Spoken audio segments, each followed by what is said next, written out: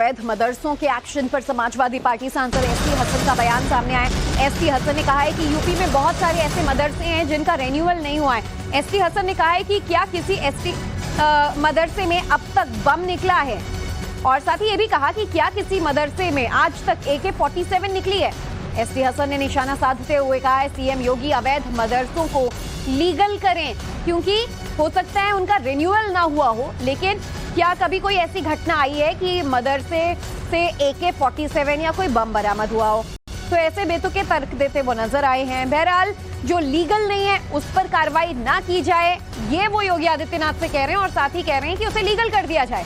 CM योगी अवैध मदरसों पर लगातार कार्रवाई की बात करते आए हैं, और ऐसे में अवैध धार्मिक स्थलों का जिक्र हम करें तो शायद ज्यादा सही होगा, क्योंकि चाहे वो मस्जिद हो, मंदिर हो, बहरहाल जो अवैध मदरसे हैं उन पर अब निशाना साधा गया। ऐसे में एसटी हसन का ये बयान सामने आया है।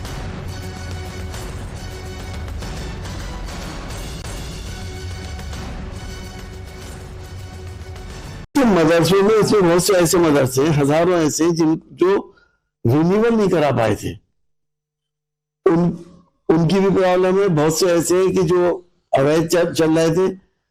मेरा ये कहना है कि आज तक हिंदुस्तान के किसी मदरसे में क्या किसी ने कोई बम निकाला? क्या AK-47 निकली? मदरसों को बदनाम क्यों किया जाता है? मदरसा तो एजुकेशन का मीडियम था। आज से 200 साल पहले तो यही हुआ करते थे। इसी में हिंदू मुसलमान सब पढ़ा करते थे। मेरा मुख्यमंत्री जी से ये रिक्वेस्ट है कि इन मदरसों में अगर कोई भी इलीगल काम नहीं हो रहा है तो उनकी मदद कर दें, इनको रेगुलराइज करा दें, ताकि छोटे छोटे बच्चों का भविष्य ना खराब हो। इन मदरसों में लाखों लोग पढ़ा करते हैं। को आप सुन रहे थे, और क्या तर्क उन्होंने दिया है। चलिए, लखनऊ से हमारे सहयोगी विनोद मिश्रा इस पूरी खबर पर और जानकारी के साथ जुड़ चुके हैं। विनोद, अवैध मदरसों पर कार्रवाई की जाती है, गौर करने वाली बात है अवैध, जो चीजें इलीगल हैं, ऐसे में क्या तर्क एसटी हसन यहाँ पर देते नजर आए?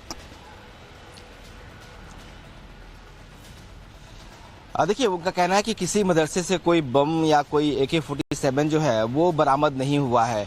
ऐसे में वो ये कहते हैं कि अगर मदरसों में अगर इससे घटनाएं नहीं हो रही हैं, कोई इलीगल एक्टिविटीज़ नहीं हो रही हैं, तो फिर ऐसे मदरसों को बंद करने की कवायद क्यों की जा रही है। दरअसल उत्तर प्रदेश में इन मदरसों की जांच को लेकर शिकायतें बहुत सारी थी, मदरसों को लेकर पहले से होती रही हैं।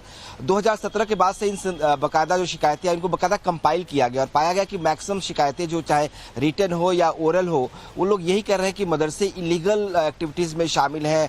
ऐसे मदरसों को लेकर सरकार ने फैसला किया कि जांच कराएंगे। पहले उन मदरसों को मौका दिया गया कि वो अपने आप को रेगुलराइज करें। एक पोर्टल बनाया गया ताकि वो जितने मदरसे उत्तर प्रदेश में संचालित हैं वो सारे मदरसे खुद को रेगुलाइज कर ले। एक नियम तहत, कानून के तहत मदरसे उत्तर प्रदेश में चलेंगे, इसके लिए रेगुलेशन जरूरी है।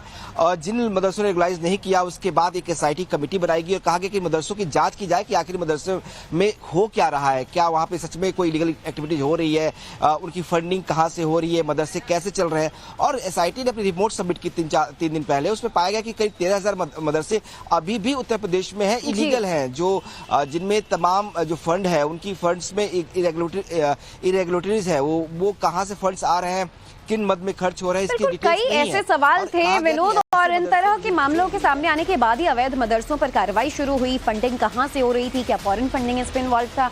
भले ही AK-47 मिले ना मिले, बम मिले ना मिले, लेकिन इस पूरे मामले को लेकर यूपी सरकार को सख्त होना पड़ा, तो उसके पीछे की वजह भी स्पष्ट थी। विनोद, अपडेट्स के लिए, जानकारी के लिए बहुत बहुत शुक्रिया आपका।